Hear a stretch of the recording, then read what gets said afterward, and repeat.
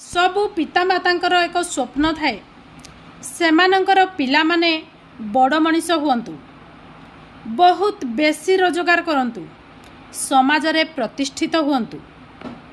आमे देखिथिबा स्वप्न को आमे संतान माध्यम रे पूरण करिबा पई चेष्टा करिथांती, किंतु आज्ञा आमे मने रखिबा उचित जे आम स्वप्न पूरण करिबा पई आम पिलांक पाखरे योग्यता अछि तो। पिलार को आग्रह को आमे देखंती नहीं, केवल आमर इच्छा को आमे पिलांक उपरे लदी दियंती।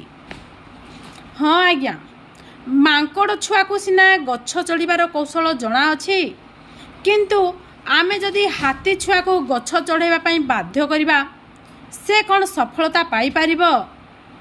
तेणु आम पिलार दक्षता अनुसारे तार भविष्यत को आमे चयन करिबा उचित। आम पिलार योग्यता तार आग्रह को देखी आमे जदि तार भविष्यत निर्धारण करिबा ताहले सफलता निश्चय पाइबो।